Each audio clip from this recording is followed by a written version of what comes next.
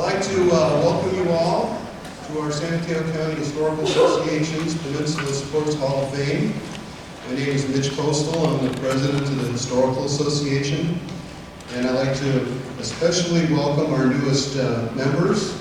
40 families that joined our association tonight, since many of you were not members previously and have purchased 2 or more tickets, and that makes you automatically a member. Now you can turn it down, but it's kind of a perk, so it's up to you. Just to briefly introduce ourselves, many of you probably don't know the San Mateo County Historical Association, but we are a private nonprofit organization that runs this old courthouse as a history museum. And we also operate 2 historic sites, the Woodside Store and Sanchez Adobe.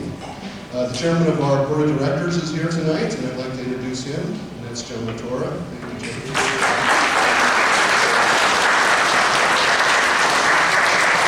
Is this a magnificent room? Yeah. It's been restored to its appearance in 1910, we're very proud. Staff has asked me to explain to our new members that we have recorded your memberships, but you may not receive your packages for a couple of weeks. I'd like to thank our sponsors for the evening, especially our newest and most generous one, the Wicca Ranch Development, Emerald Hills, but also our other sponsors are Tri-Counties Bank, Somerville Housing Group, and Golden Sotheby's.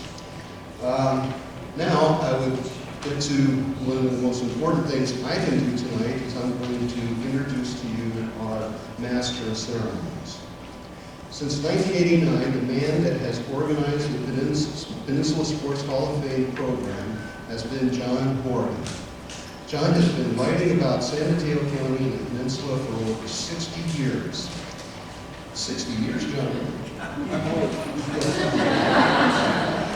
He began his journalism career at the long-gone Burlingame Advance Star and spent 43 years at the San Mateo Times and its successor, the San Mateo County Times. He was the sports editor of the former publication. He's been a freelance writer since late 2008. His work has appeared in numerous publications, including the San Jose Mercury News, the NBA Magazine, the NFL Magazine, San Mateo Daily Journal, and the San Francisco Examiner. He and his wife of 54 years, Marilyn Horgan, have lived in Burlingame since 1968. Take it away, John.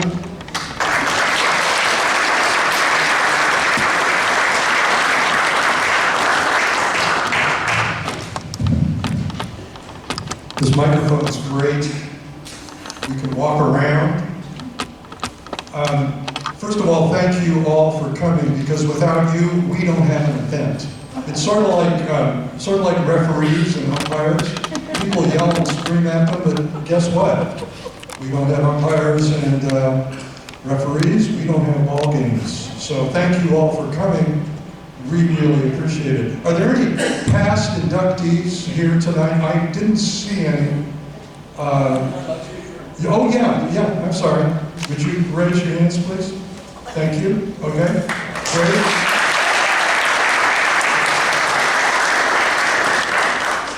Mitch has told you about the Hall of Fame. We've had our ups and downs. We had 2 years, 15 years ago, we had 2 years in a row where we didn't have a media sponsor. We really didn't have a lot of support. But then again, LeClaire from the Visitors and Convention Bureau bailed us out in 2010. And then she left. And then Mitch here at the museum said, hey, so it's 2019. Mitch said, let's have it here. Let's have it at the museum. All the plaques are already here. Let's do it. Let's do the event here. So that's 2019. Think back. Let's see. Kevin Durant was still playing for the Warriors. Klay Thompson hadn't been injured yet but he would be injured a week or 2 later, and so would Durant. But a lot's happened. So then in 2020, we had 5 people to be inducted in 2020, okay?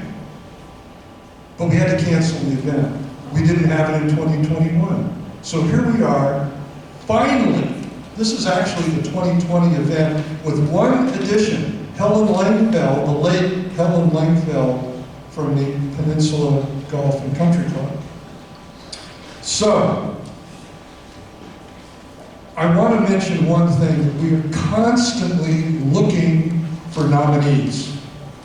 It's not an exact science, but anytime you have someone that you think would be a good fit here up on that wall, please email Mitch or myself and let us know. Because we're very open to nominations. And sometimes, like in the case of Helen, she slipped through the cracks. She should have been inducted many years ago, but it didn't happen because we didn't have the nomination.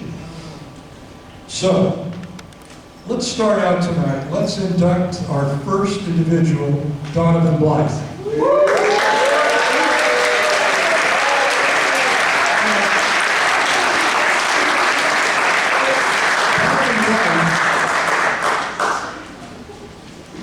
Donovan Blythe knows that basketball is a worldwide game. I believe, correct me if I'm wrong, it's the second most popular sport in the world behind soccer. And it's catching up. Donovan has literally been all over the world, coaching, mentoring. He's a teacher. He's not just a coach, he's a teacher. And when he was a full-time coach at Eastside Prep over in East Palo Alto, he took girls' teams to the state championship on several occasions, the small school championship. And there were nights when he only had 6 or 7 players available. Now, they were good players, most of them, but didn't have reserves, and they still won. They played very tough half-court defense. They rebounded. Donovan was relentless in getting them to play hard. So we're going to, now his record at Eastside Prep was 254 and 110. That's pretty solid stuff. So let's reach down to Blythe. And we're going to talk a little bit about his career.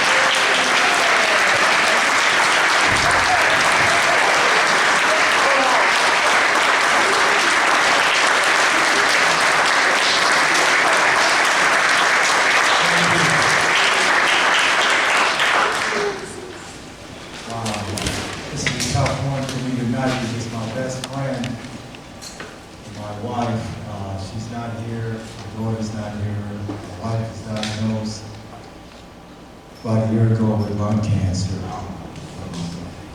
So my daughter is taking care of her right now at home. So my body is here, but my mind is not here right now. Mitch, John, I want to thank you guys for considering me as an awesome coach in the community here. For me, basketball is a game of life. Coaching at Eastside wasn't about winning games, it was about winning grades. I want to start out by thanking God for blessing me with the opportunity, giving me the gift through basketball to be able to reach kids, to be able to communicate with them. I want to start out by thanking Chris Bischoff for giving me the opportunity to coach at a great institution. I don't know how many of you are familiar with Eastside Prep, but we have 100% graduation rate there.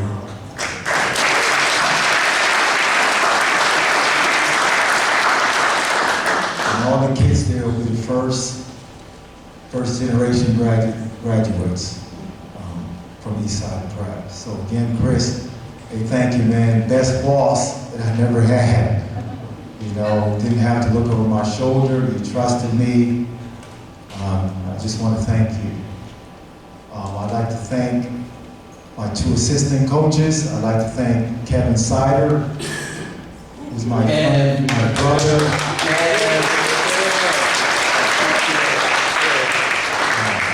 Kevin been around me for 33 years, so it's beyond just being a friend, he's family. I'd like to thank the two twins, the Casher boys, who showed up tonight. I was coaching at San Mateo High School. I think I was the first coach on the Peninsula to move up underclassmen to play varsity. And I'm so proud of you guys, man. I know Bill is a pharmaceutical, but you're a gen ed tech now, and Bill is an attorney.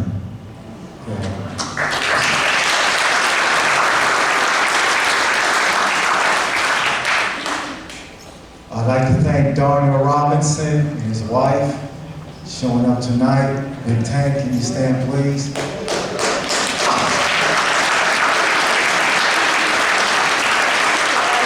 Darnell was the first McDonald's All-American that I coached as a high school coach. I coached Darnell for 2 years. We won a state championship my second year there. Darnell went on to play at the University of Arkansas, where he won a national championship there and got drafted by the Dallas Mavericks.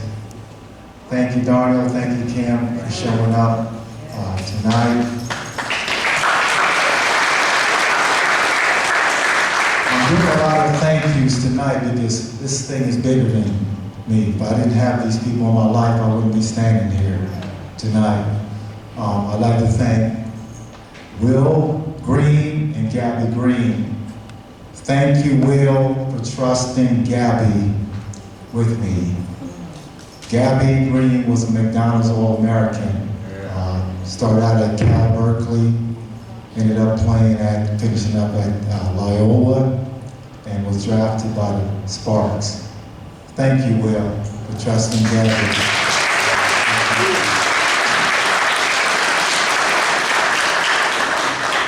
I'd like to thank Chica.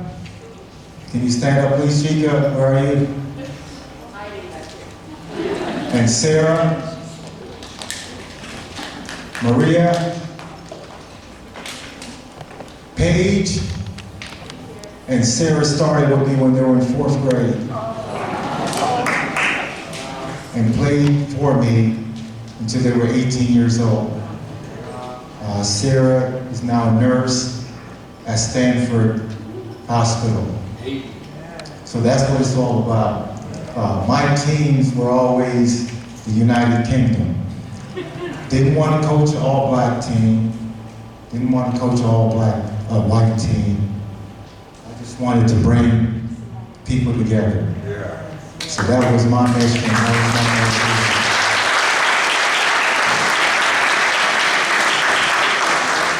I'd like to thank my brother, Trevin, and his 2 boys, and his wife, Zuli, for making the trip here from Arizona. You know, thank you guys for surprising me. You're a legend. Mari, Griselda, thank you for trusting me with your daughter. And these are kids who didn't play for me in high school, but the parents trust their kids to train with me. Mari she's played 3 years at University of Cincinnati. Besides Oscar Robinson, I think she had a 50-point game in college. So now I congratulate you on that, and just finished her last season at UCLA. Just graduated, just got her master's. Okay, congratulations. Thank you.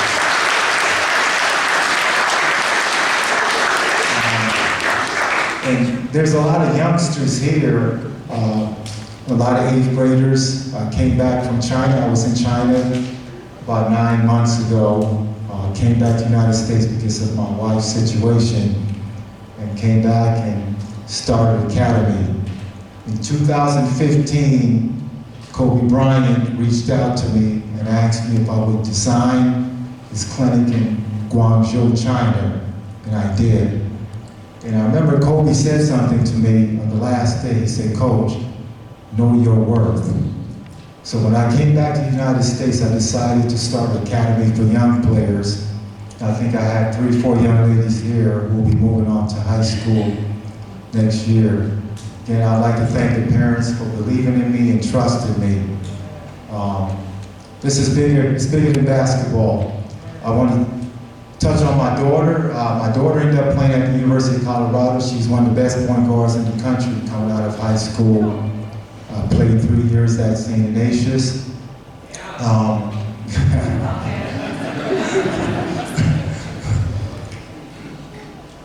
When she signed her letter of intent, I looked at her and I said, you know what, your dad have arrived. Because to be able to train your daughter and help her to get to that level without having issues and problems and your daughter not liking you, I felt it was a great accomplishment for me. But what really solidified myself as a coach and a mentor was when Gino and his staff reached out and started recruiting my daughter. You know, for some of the people who've been around me for a while, I'm sure this is your first time, you know, hearing this. Hey, Larry Lumpkins, where are you, big guy? Larry, I met Larry years ago. Larry played at Northwestern University. We played in several summer league, played against each other, and moved to California, started working at a debate club, walked into the gym one day and saw this tall guy, looked at him, I said, I've seen this guy before. Come to find out, you know, I met him in Evanston, Illinois. Larry, thank you for trusting your son, Stephen Lumpkins, who should be inducted in the Hall of Fame here one day. Stephen went on to play at Sarah, played at American University. Stephen was drafted while he was playing basketball and baseball also. Hey, thanks again, Larry, for trusting me. That is the end of my speech.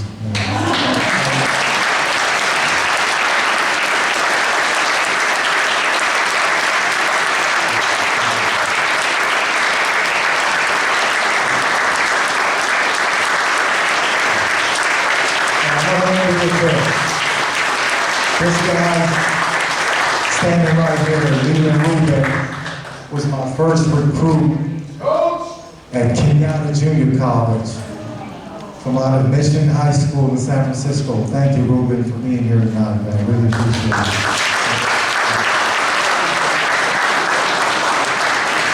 Congratulations again.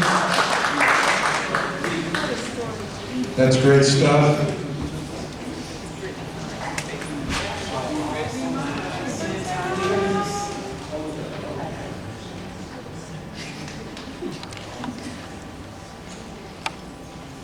So our next inductee is another basketball player, this time a female basketball player who probably, Liz's timing might not have been the best because Liz came on the scene just as Title IX, which has provided female athletes with basically equal opportunities in athletics. Liz came on the scene pretty much right after that happened. She was at Mercy High in Burlingame in the mid and late 70s. And she was dominant, just dominant. If there was a rebound to be had, look out. Those two hands were going to grab. She was one of the best basketball players in the whole West Bay area back in the late 70s. And then in Santa Clara, she was one of their first great players. Her jersey has been retired, so when you go down to see a basketball or volleyball game at Santa Clara, there's her number way up high, up in the rafters, with other players, all of them men, and there she is. She was named the Athlete of the Year in this whole area back in the day. But if she was a senior now in high school, the recruiters would be coming from all over the country to see her play in the summertime in AAU. They'd watch her at Mercy. She'd be one of the real heavy recruits from the West Bay area. And Title IX has made a huge difference for females. Right now, we have some of the best athletes on the peninsula are females. Maddie Price from Menlo School is on the Canadian national track team. She was an Olympian in the last Olympics. Megan Grant, Aragon High School. This kid signed or committed to UCLA softball in the 8th grade. Think about that. She was 14 in the 8th grade and committed to UCLA. And she's something else. I mean, she can really hit. Megan Grant, remember that name. She'll be playing with Tom Brady's niece, Maya Brady, at UCLA next year. That'll be interesting. And then, of course, Sacred Heart Prep has 2 female soccer players on the national soccer team. 2. Davidson and Dahlkemper. So Liz, if Liz was playing now, if Liz was 17, my goodness. Liz, come up and tell us a little bit about yourself and what you're doing.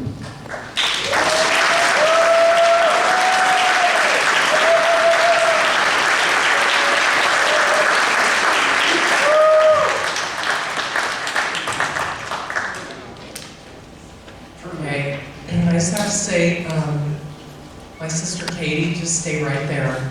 Because if I don't mention that I've had the men and women's rebounding record at Santa Clara University for 41 years, she will come up and grab the microphone and right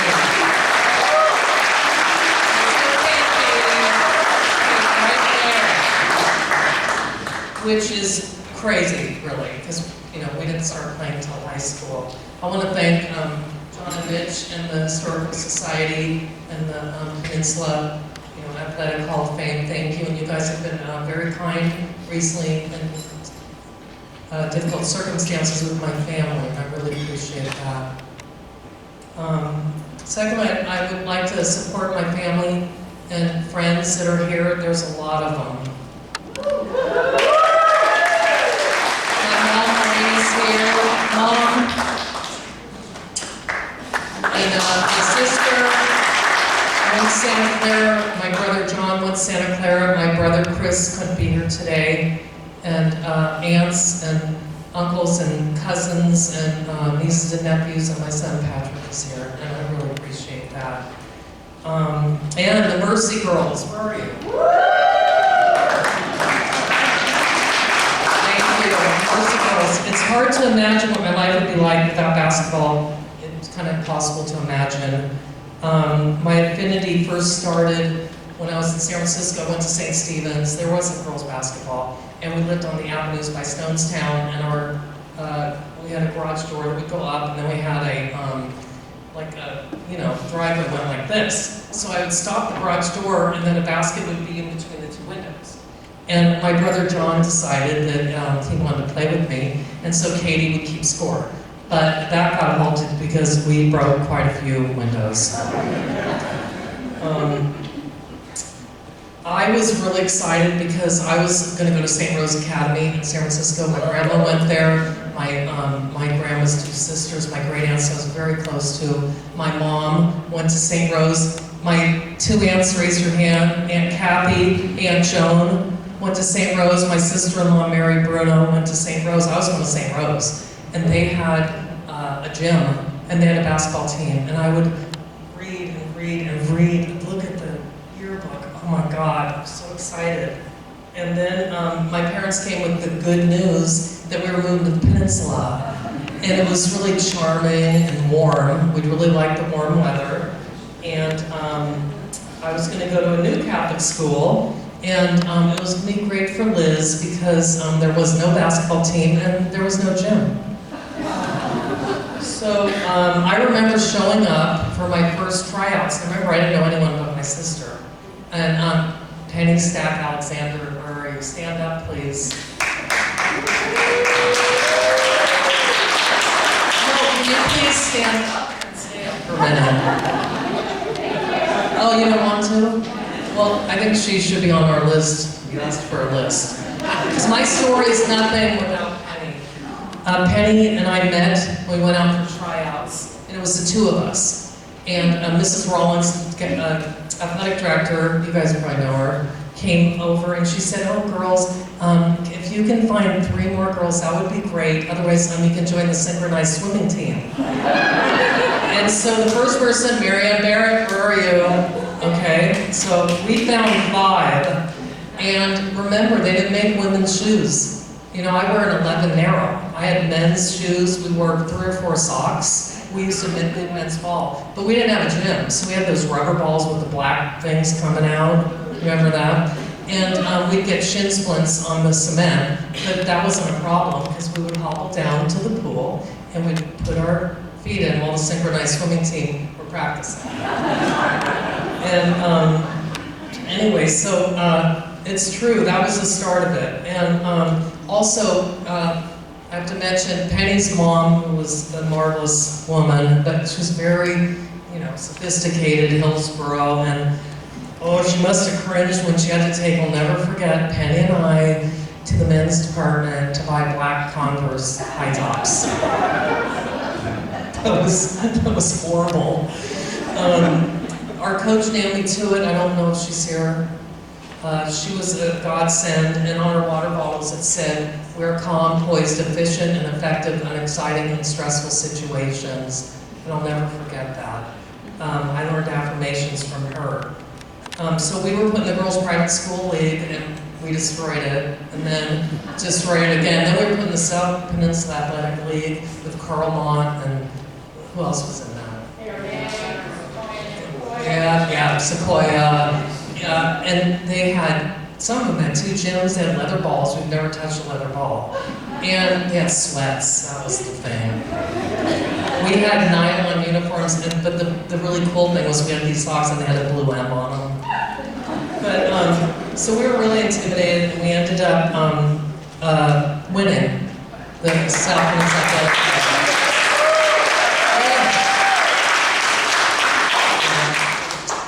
In Santa Clara, Penny and I played together, and I think we were the first women ever to get a basketball scholarship at Santa Clara, and I'll never forget, I was so excited to sign the contract, and it was for $440. Do you remember that, Penny? Anyway, so at Santa Clara we played together, and obviously rebounding was, my passion, and, but I do have a caveat that I did have over 1,000 points too. I just want that noted. I'm just saying. So at Santa Clara, this is the thing, right? 5:30 a.m. practices. I'm still neurotic about post-traumatic stress of getting up on time because you run and run and run if you were late, but the men had the court. So 5:30 morning practices, oh my gosh. I went to a game recently, and they had me come in and talk to the team, and it was like, I was like, oh, they have their pictures and lights and their name. We were in the equipment room, and you could only stand, Marianne, remember this? Side by side, and the washer and dryer were going, and, all the stuff was locked up, the baseballs, basketballs, and that's where we met at halftime. You couldn't even sit down. And then we had a little red bus, and the little red bus took us to Los Angeles, to Arizona. We didn't fly. And the funny thing about the little red bus, if one person got the flu, we all got the flu, game over. And that happened quite a few times. I was honored recently to have my jersey retired at Santa Clara, and the oversized jersey says Bruno 42. It's across from Kurt Rambis and Steve Nash, and I did have to, when Kurt Rambis and I were inducted in Hall of Fame in Santa Clara, there were thousands of people there because of him, but I did mention that 2 years in a row the Santa Clara women's basketball team voted him best legs. And I said it, it's true. Anyway, so my family, there's a lot of Brunos, and they're all extremely tall, and they all like to take claim to my jersey, because it only says Bruno. And if you're 5'5" and over, sorry Jamie, then you can do that. Anyway, Santa Clara, you know, not only was it a wonderful experience, it was a wonderful education. I also got my master's there. And it had a huge positive experience on my life. Like Donovan said, it's about life. And the things I learned about myself and the lessons I take with me. And my sister asked me, as this was coming up, she said, Liz, you know, how has playing basketball and your experiences, affected you in your life and in your career? And I'm a clinical therapist.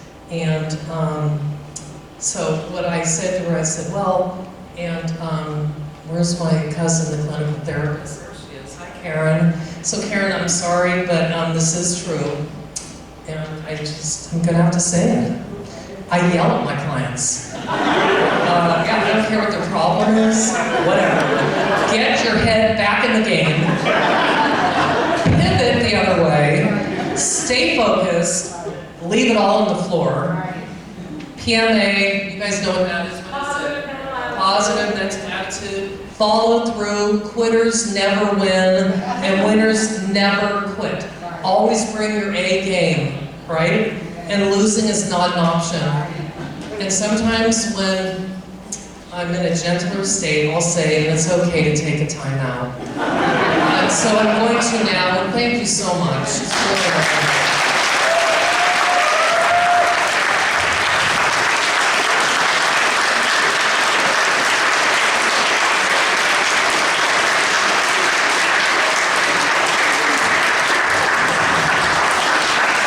Thank you, Liz. Each of the inductees is getting a certificate from Josh Becker, Gene Mullen, and Jackie Spear. Our next inductee is Ron DiMaggio from Westport.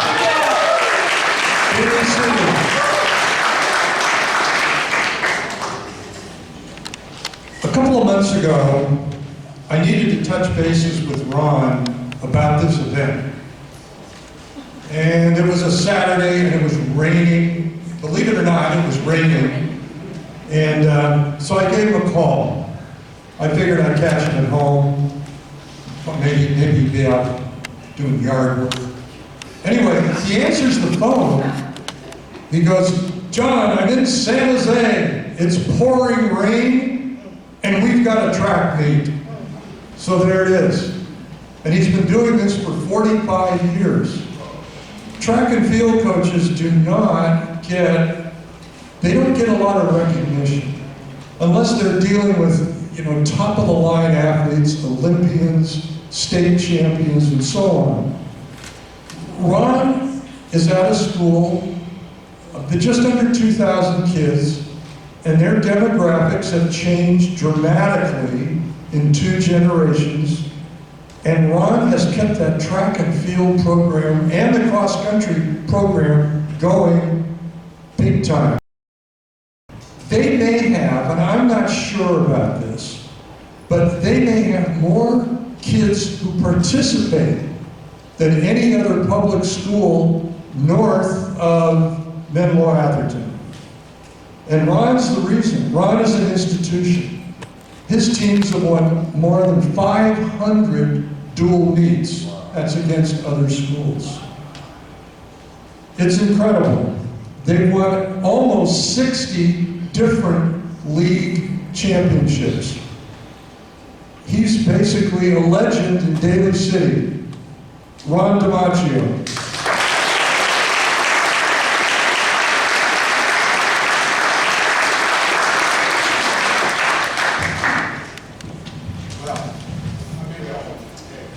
Thank you, John, and thank you for thinking of me and to my inductees. Sure, it's quite an honor to be with you and to be, you've all accomplished great things, and for me to be included with you is pretty amazing. I have to say that I've waited 2 years for this. When John called me up and said that I was going to be inducted into the Peninsula Hall of Fame. I said, holy cow, me. And I said, okay, when's it going to go? And then next thing we know, the pandemic came, and all of a sudden it was, we're going to postpone it. And then he called me back again and says, we're going to have to do it again. And then I said, okay. And then he called me back again and said, we're going to have to do it again. So after 4 times, finally this day has arrived. And as I was driving down there, I said, wow, it's finally happening. It's pretty crazy. I had a lot of time to think about the Hall of Fame. So I came down just to see what it really was about.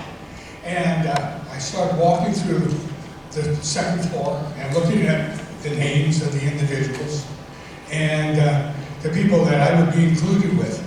And it just blew me away. I said, wow, I'm just a high school coach. I just coach cross-country and track. I teach PE. And I mean, what am I doing with these All-Americans, all these people who are Olympians, all these people who have won gold medals and who have been pioneers in their sport? And one of my colleagues mentioned to me, he says, you know, you're more than just a high school coach. He says, since you started when I was an off-campus coach the first 6 years, I was at the middle school. He says, you've had over 1 bus of cross-country and 2 buses of track. He says, you've had 43 years, do the math.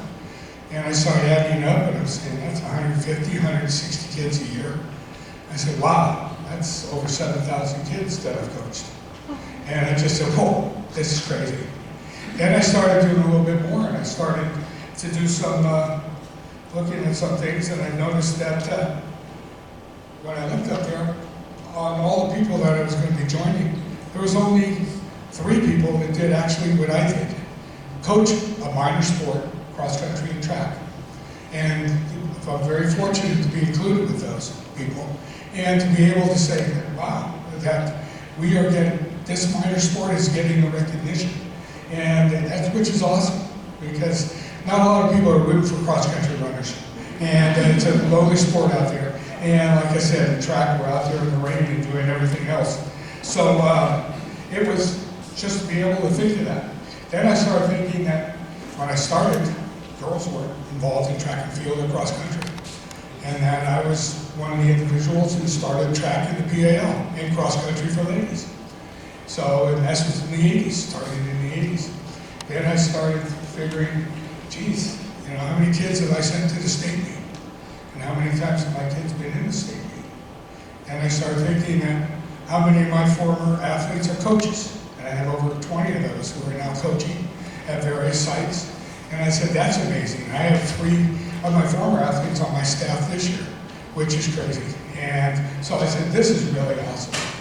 So I said, wow, maybe, you know, I don't know. It's pretty nice that they thought of me.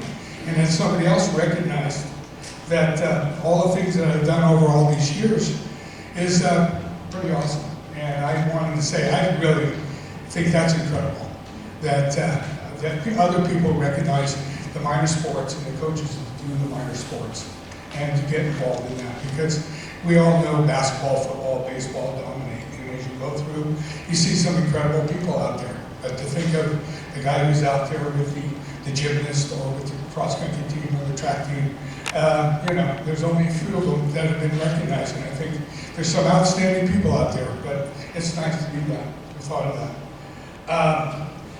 All this, obviously, couldn't have been done if I didn't have incredible people to support me. I got outstanding principals that supported me in Westmore, that let me do everything that I wanted to do on overnight trips and things like that, which the district wasn't accustomed to having people do. I've had incredible ADs. The school district has supported me when they wanted me to start cutting people up, my track team.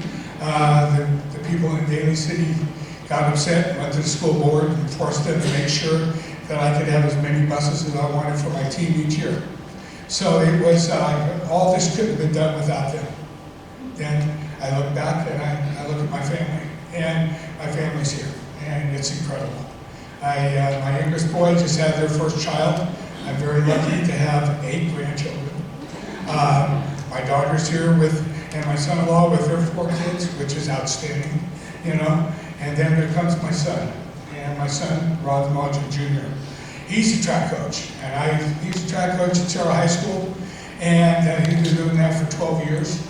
And I said, boy, one of the greatest legacies is to be able to know that my name is going to be involved in San Mateo sports for maybe another 20, 30 years down the road. And it would be awesome if my son was inducted into San Mateo County Hall of Fame, because that would really be something incredible, okay? But one person that I have to sing a lot, and my family's all here, I can have them all stand, the kids will be jumping and yelling, is my buddy Frank Walsh standing over there. Because Frank was the person who was responsible 53 years ago to get me to go on a blind date with a girl from his neighborhood. We were in the Army Reserves together, and this was at the end of the Vietnam War. And here we are, and he said, I got this girl I want you to go out on a blind date with. So I said, well, okay, you know, you're a little worried about it. I'm sure she said the same thing about me.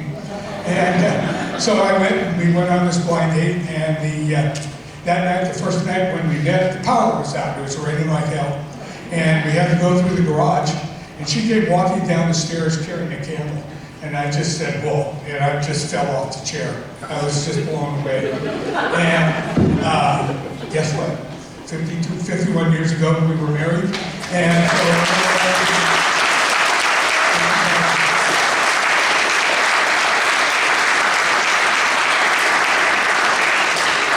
because without Frank, I would have been able to meet my wife, and I want her to please stand up. I know she doesn't want to, she hates doing this.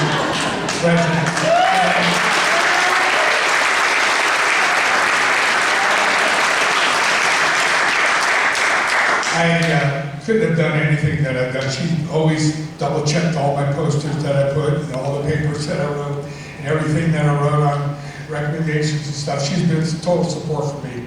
So, like I said, I'm very, very lucky that track and field and cross country is recognized, and that we're still there, and people think that I'm doing great. And year 44 starts the day after school starts, and I'm excited to do that. And thanks again, this is quite an honor for me. Thank you.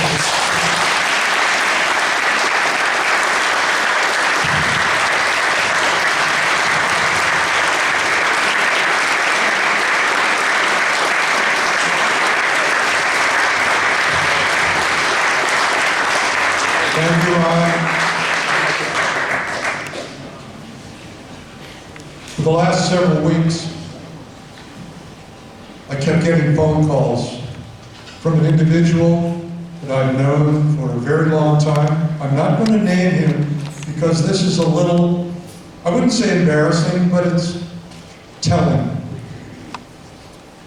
This gentleman would call and he would say, are there any tickets left for June 23rd? I go, I'm not the ticket guy. Call the museum.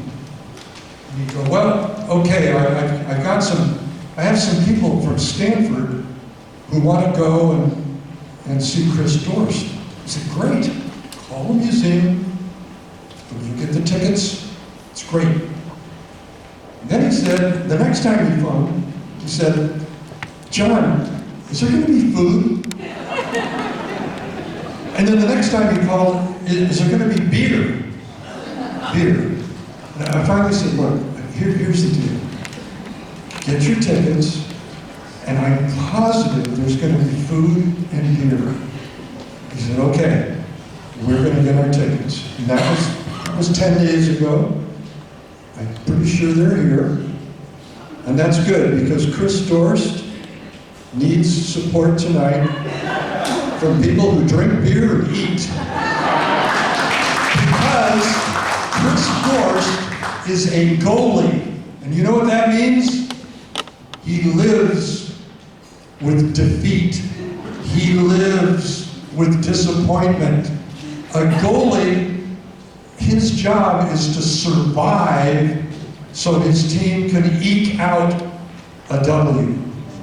Being a goalie is so different from other sports. You watch the National Hockey League, you watch the Stanley Cup playoffs, the goalies, incredible. Soccer, They're soccer guys and gals may be the most athletic people on the field. They just throw their bodies around.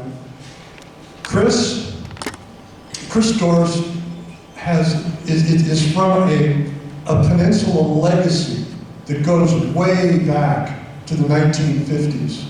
At Menlo Atherton, Woodside, San Carlos, down here in the Sun Country. Chris went to MA.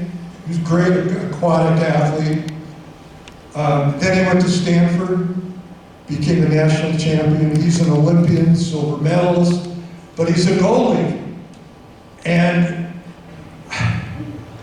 thank goodness there's a therapist here in the audience tonight. Thank you, Liz, for coming. Anyway, Chris Dorst will tell us a little bit about his career, what he's doing now at Stanford. Chris, thank you very much for coming.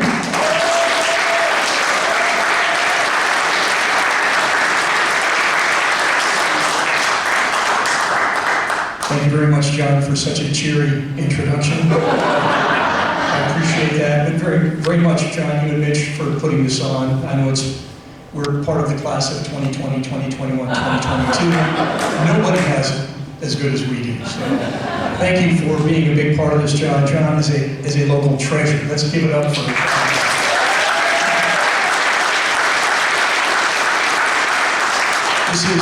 Obviously, this is a special time for us being inducted into this Hall of Fame. This is local, right? I was born at Sequoia Hospital. I lived in Menlo Park, but it was like Baja Redwood City, just on the other side of Marsh Road. I remember reading the Redwood City Tribune and getting excited and seeing names and faces and a lot of the folks who were out there on the wall. And I think I learned most of my math from pouring through the box scores in the Redwood City Tribune as well. This is home. This is sort of the SPAL, right? Again, I appreciate being inducted with this great group of folks. I appreciate being inducted by people who knew us best, right? This is very, very special. When you think Hall of Fame, that really, that's the top of the line. That's as good as it gets. And I can't thank you enough that it is an honor and a privilege for me, to be associated with these great folks. You see John Madden and Barry Bonds and Tom Brady. That's big time. And then you got a water polo goalie. I'm in the same Hall of Fame with Menlo Atherton legends, Ben Parks, Plato Yannicks, the incomparable Ann Cribs. This is a big, big deal. And Todd, we appreciate everything that you've been a part of, so thank you so much.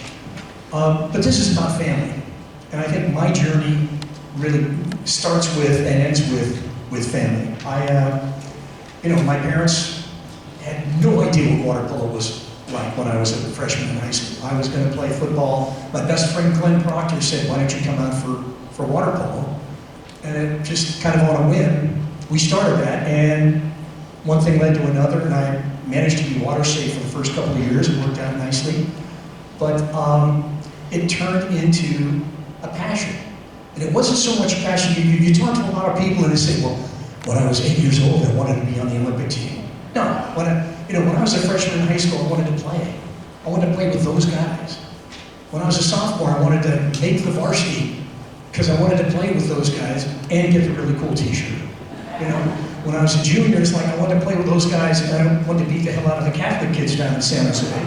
We didn't play against Sarah or SLSO, right? But it was, you wanted to get to the next level. We were seniors, it's like, I got college coaches calling me. A bunch of knuckleheads, what are they doing? But getting a chance to play at the highest level in high school with great, great coaches. Again, you don't do this, I feel like I'm cheating, taking an individual award for team sport, right? It was all my teammates, it was my coaches, it was my family. My dad and mom, again, my dad was a great athlete. At Cal, he played tennis and rugby. How many times do you see that combination? Right? He played, doubles tennis until his late 70s, early 80s, and was doing really well in Northern California. My mom wasn't what you would call an athlete, but boy, I tell you, she was competitive. Even until she passed away 6 months ago, up until the last couple of months, You play her in cards, you play her in backgammon, you play her in dominoes, she would crush you. And she would let you know that she was crushing you. You know, so grandma trash talk, it's real, and it was incredible. You know, fast forward to, to when I got to Stanford, I played for the great Jim Gordon, who was part of this hall. And then our sophomore year, he moved over to spend more time in swimming, and we got a guy named Art Lambert, who had been an Olympic water polo coach in 68 and 72. In my freshman year, we were 0-6 in the Pac-8. And then senior year, we won the national championship because of what Art did. Art was a Sequoia guy, by the way. You should probably think, I'll talk to you about it, getting him on the list here as well. But I was just in the right place at the right time, and I loved playing with the guys I was playing with. There were no sort of aspirations. It wasn't like, gee, when are we going to win the national championship? It was like, no, I just want to play with these guys. And with the national championship, I get an invitation to the national team, and it was, I hope I can score one of those really cool USA water polo t-shirts. Because, now, of course, you can buy them anywhere, and kids are walking around. Back then, you actually had to be on the team for it. And it was like, I could just have the t-shirt, my career would have, right? Played a couple of years. Actually was on track to do very, very well. Our team in 1980 was one of the best, if not the best in the world. Early 1980, we heard from Mr. Carter he didn't want to go to the Olympics, and so, okay, if that's the worst thing that happens to you, you're living a pretty good life, all right? I managed to go to graduate school and then came back a couple of years later, getting back in shape after 2 years of not working out. I wouldn't recommend to people. It was not that much fun. But at the end of the day, the lure of getting to play with the same group of guys, which is way too much. And fortunately, we made it to LA. I got a chance to walk into an Olympic ceremony in the Los Angeles Coliseum. And it was something. Winning a medal in front of friends and family was absolutely top notch. So this award is absolutely appreciated. I can't tell you how grateful and appreciative I am. I can't tell you how appreciative I am of all my teammates and coaches. None of them are here, but I got my Stanford team here, so appreciate it.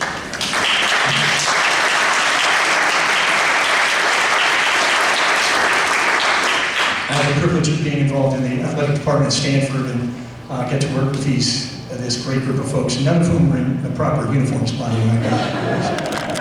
But it's just, for us, and for me in particular, it was all about the teammates, it was all about the journey. And I have had one of the most blessed journeys anybody could have. So I'm very much appreciative of this award. I want to thank everybody. I want to welcome all my fellow inductees. We did it. Thank you, John.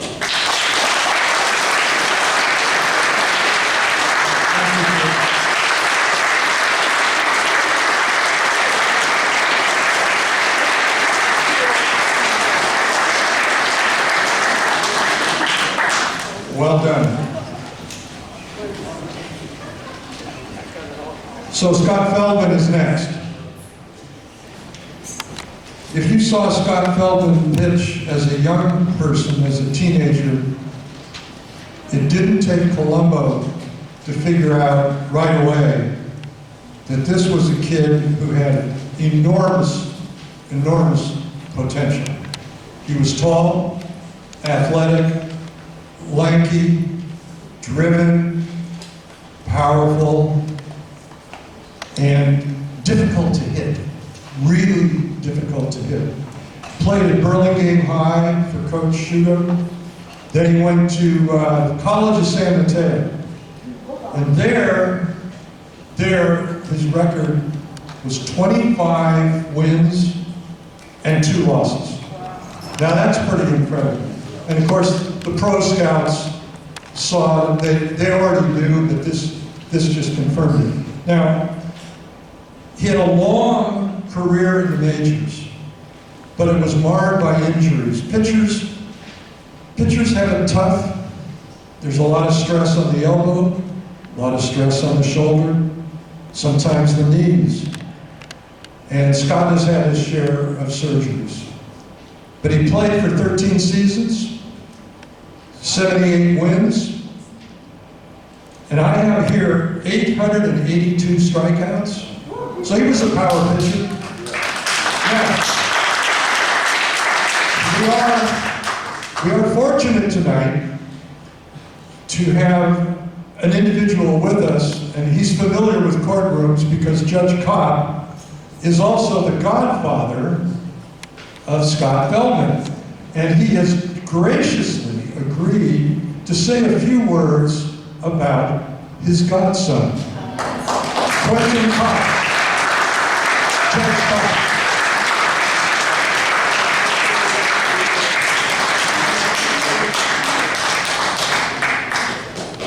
Thank you very much, John, for that persuasive introduction.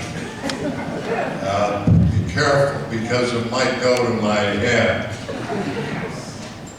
I just want to express my gratitude to the electors of the San Mateo County Sports Hall of Fame for voting to induct Scott Feldman, my godson, into the Hall of Fame. Before mentioning some of Scott's qualities, I also want to give expression to my respect and gratitude to John Horgan for conceiving the notion of a San Mateo County Sports Hall of Fame. In the state senate from 1986 until 1998, I represented not just San Francisco, but the northern half of the 20 cities in San Mateo County. I practiced law in this courtroom. I tried one of my first cases in this courtroom. I was sworn in as a San Mateo Superior Court judge in January of 1999 in this courtroom. And between Mitch Postel and John Horgan, the latter of whom initiated the Sports Hall of Fame 43 years ago.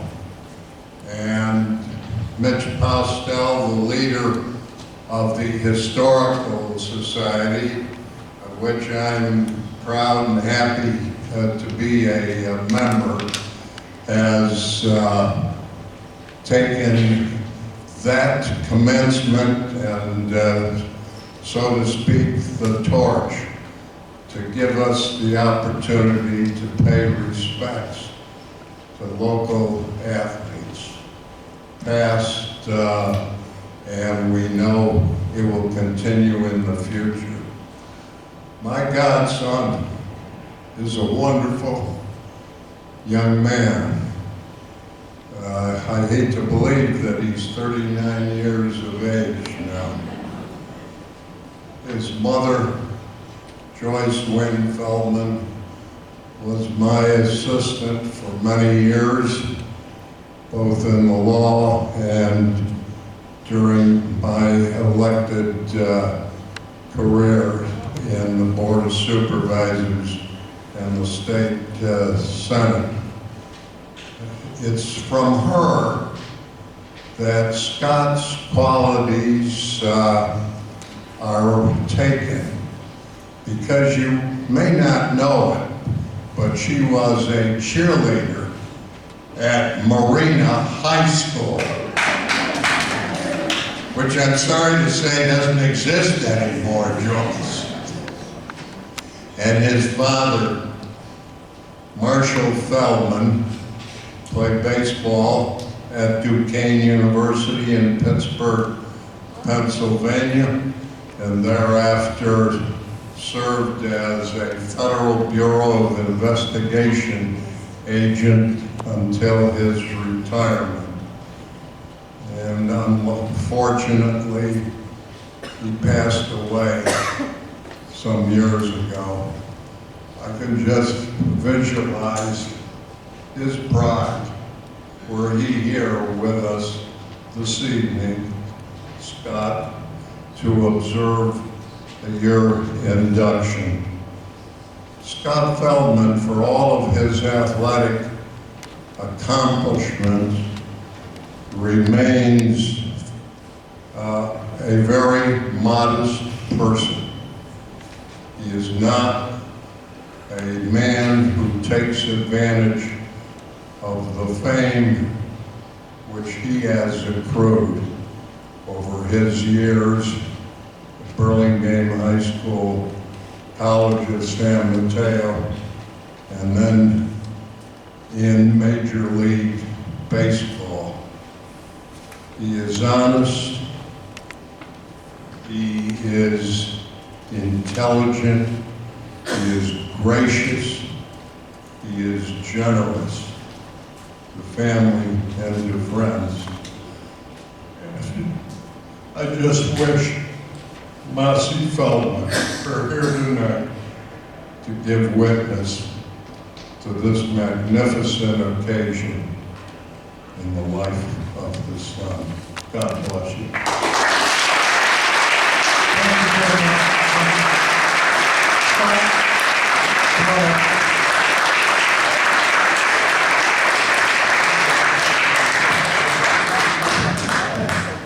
I didn't know I was going to be having to follow this legend up here tonight, but thank you, Uncle Q. Thank you, John. Thank you, Mitch. Thank you to everybody here tonight. Congrats to all my fellow nominees. This is quite the honor. Just a really lucky guy. I have so many wonderful memories growing up in the Peninsula, specifically Burlingame. And to be in the Hall of Fame alongside all of these names is just such a huge honor for me. Countless people helped me get to this point. And I'm just so grateful for my family, coaches, see Rich Shudo here tonight, friends, teammates along the way. There's way too many people to list all of them, but a few are here with us tonight. Starting with my mom, Joyce Williams, the athlete I just found out. Mom, you're the most loyal and positive, supportive, loving person a kid could ask for. Thank you for everything. You have the best glass half full mentality, and I strive to have the kindness and generosity that you display. And we just heard from Mr. 380, Judge, retired Judge Quentin Cobb, former member of the San Francisco Board of Supervisors, state senator.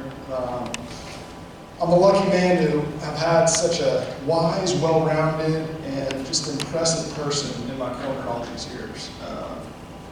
I really admire you and thank you for your support, Uncle Q. Got to give a shout out to Geese. Where's Geese? Eric Giesiger. Hard to really put into words what a profound impact you had on me, man. Your leadership, your competitive nature. I was lucky to spend so much time around you during very, very formative years. And I also learned a lot from watching you pitch at Burlingame High School.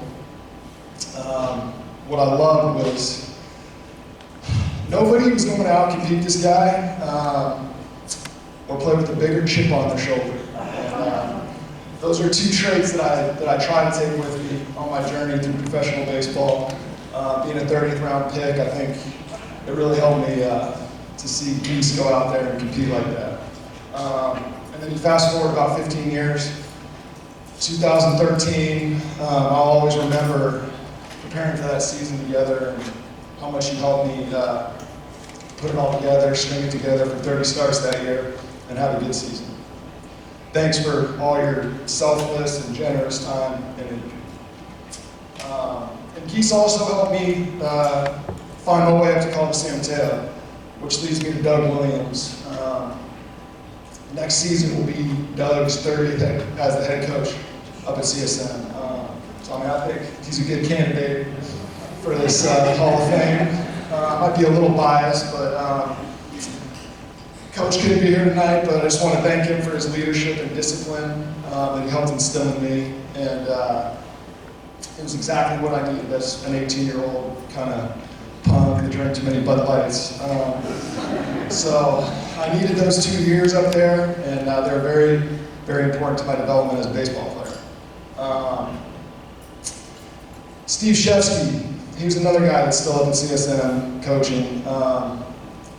Thank you to Steve, Chef as we call him, for believing in me and introducing me to things which I thought were very hippie and weird at the time.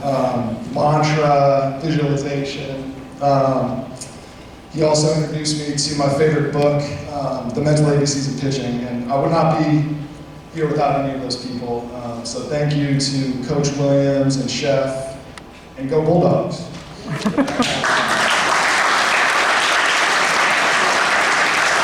Finally, I have to give a shout out to the lovely Liz Broderick, who's here with me tonight. She's looking extra fly. If she wants to stand up, she might not want to. She's a little demure, so I don't know if she's going to stand there or not. But thanks for being here, babe. I'm very, very fortunate that she didn't need me until a few years ago. I had a lot of growing up to do. But she missed out on a lot of the baseball stuff and a lot of the shenanigans, thank God. But I've been very, very lucky to have you by my side, babe, encouraging me and supporting me in this next chapter. Thank you for all your love and support. Love it. And finally, I just want to say thanks to everyone here tonight, everyone for putting this on.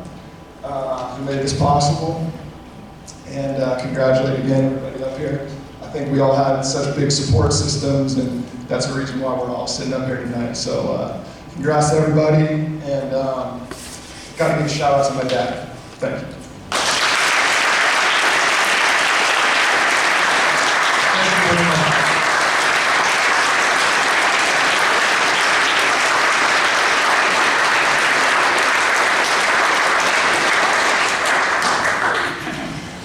Well done. Somehow it's fitting that our last inductee on June 23rd, 2022 is on the exact 50th anniversary of Title IX. I didn't realize that was happening right away, but Mitch just reminded me. And Helen Lengfeld might be the perfect inductee on this night at this time.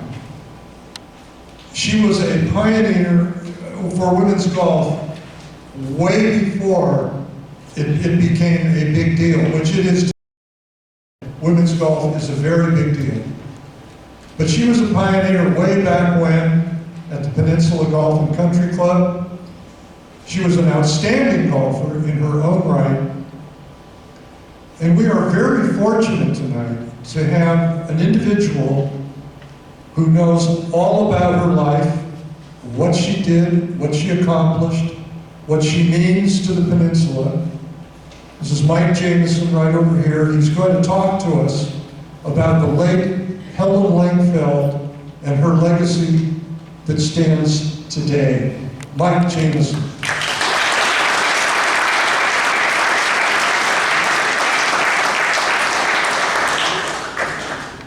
Thank you, John, and thank you both for the honor that you're bestowing to Helen and the Peninsula Sports Hall of Fame, so thank you both. And Helen's granddaughter, DiMaggio, couldn't be here. She intended to be here. She lives up in the Pacific Northwest, and her daughter is moving today, and she's helping her daughter, and then she's going to move right after that, kind of following the family around. Now, if Helen Lengfeld was here with us tonight, she would cheer for all the attendees and athletes and coaches being honored, but she might wonder why all the fuss for her. She was so busy doing things in her life that she didn't want to stop and be honored herself. She just wanted to get on with life. And as a historian for the Peninsula Golf and Country Club, for 33 years. I've gotten to know her very intimately. I've been working on a display project and a biography of hers for the last 18 months, and she's been in my head for a long time now. She was a member of our club when she was 14 years old, and that's in 1912, and she remained a member for the rest of her life, dying in 1986. She was the first board member of our club, and she was an outstanding advocate for women's golf like you've never seen. So I've had the chance to chronicle her life through writings, photographs, interviews with friends and family, and I just want to tell you a little bit about her. She had 4 remarkable careers in one lifetime. She was a championship golfer, like John said. She competed primarily in the 1920s and 30s, competing against stars like Marion Hollins, who just went into the World Golf Hall of Fame this year. She won championships like the Northern California Women's Golf and the San Francisco Women's Championship, which were big events back then, and other events. So she was a championship caliber golfer. But she spent her life creating sports opportunities for women way before there was Title IX, way before. She started events like the California Junior Girls Championship, the California Women's Golf Championship, the California Senior Women's Golf Championship, International Girls Championships, and the Pacific Women's Golf Association, which was a women's golf association for anybody, not members of private club, but public golf, even if you weren't associated with a golf club of any kind. She wanted golf to be open to all women, to give them opportunities. She was a fierce advocate for women to have opportunities back in a time when they didn't always have opportunities. She edited and published a national golf magazine for 20 years. Now today, editing a magazine might mean that you're sitting at a desk, typing stuff in and sending it off for some minion to do something. But in her day, her granddaughter Dee Dee says, no, Graham, as she called it, she said, no, I remember her cutting up things on the dining room table and cutting and pasting, so that she could send it over to the print room and things like that. She did it herself. So imagine a woman publishing a national golf magazine, 12 issues a year for 20 years. And she didn't make any money because the money all went to her favorite charity. And for that, by the way, she lost her amateur status with the USGA. They considered her professional because she was doing something related to golf, even though she didn't make any money. So that was her reward. And where did the money go? The money went to an association called, first it was the AWBS and then the UBS. And who are they? So this was her 4th career. So 2 days after Pearl Harbor, we all remember Pearl Harbor in 1941, Helen was asked by a very large group of women golfers to help organize women to set up a volunteer organization so that they could help prepare for the war. And so this was now December 9th, 1941. And so she joined a group called the AWBS. Everybody know where the Fairmont Hotel is? They took over the lobby of the Fairmont Hotel, and the AWBS was an organization that was dedicated to preparing women to take over the important challenges in the United States, supporting the VA all across the country, setting up everything from local fire brigades to everything that needed to be done to put 12 million civilians in uniform to fight the war. So among other things that Helen did during the war was she visited by car practically every VA in the United States. And that's before the highway system. She got in a car and went and visited every VA to see what kind of shape they were in, and also to help set up these local groups. Eventually, the AWBS became the UBS, and you see some of us wearing these buttons because the UBS is still in existence, and so they're still helping to support veterans, either through programs like golf rehabilitation, or she helped start something called the Haven, which was a chance for soldiers to kind of relax and unwind when they came back from the war.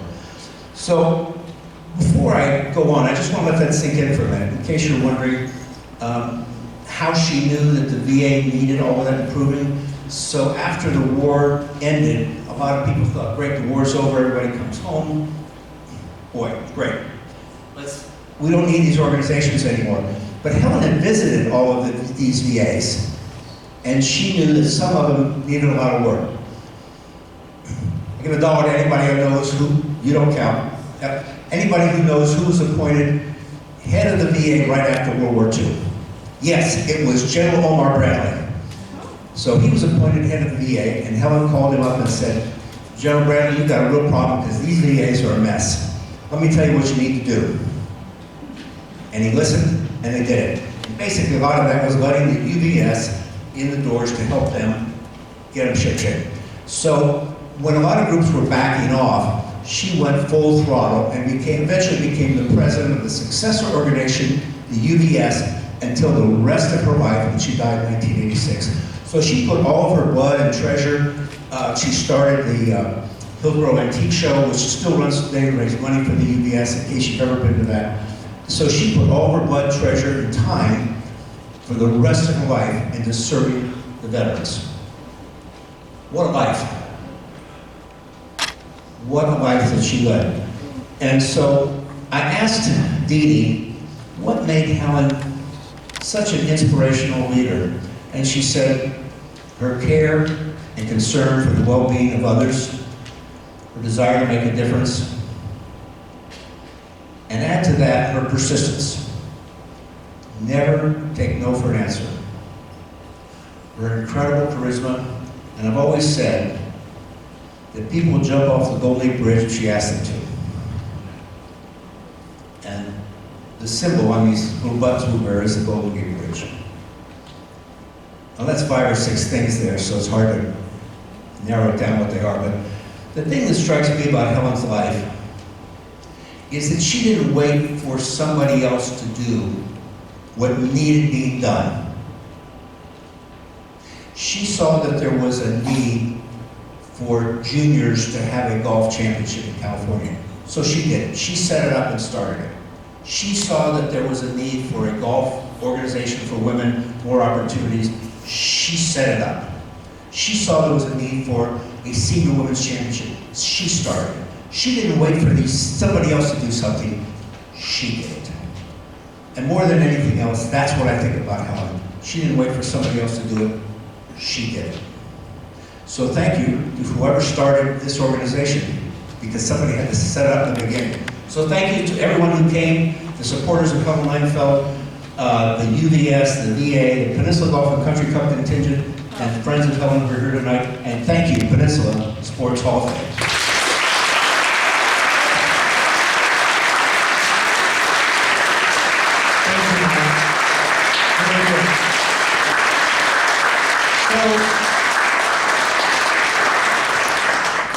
Thank you to everyone again. Without you, we don't have an event. And one thing I always like to say, we've been saying it ever since 1989, we're the luckiest people in the world. Look at where we live, look at our weather, look at our schools, look at our institutions, look at our neighbors, look at our friends, look at our families. We are the luckiest people in the world, especially when you've got to watch the evening news. Mitch Postal would like to say a few words. Thank you, everybody. And we're just going to have one more little adjunct to our program for tonight. We're going to unveil our permanent plaques that's going to honor our newest inductees. And so I'm going to ask for our 6 honorees to rise first. And if you walk out the door, right to your right, you're going to see a curtain. And then we're going to unveil the plaques. And if everybody will then follow, let them go first. And then if you want to be by the curtain, there'll be a photo opportunity. Oh, and just a couple of things as they're going out. We did put away the food, but there is still some drinks out there if you wanted to linger just a little bit. Also, because movie night is going on out on the square, if you'd like to exit through the side doors, that's fine. And with that, thank you very much. And now we're going to close it off.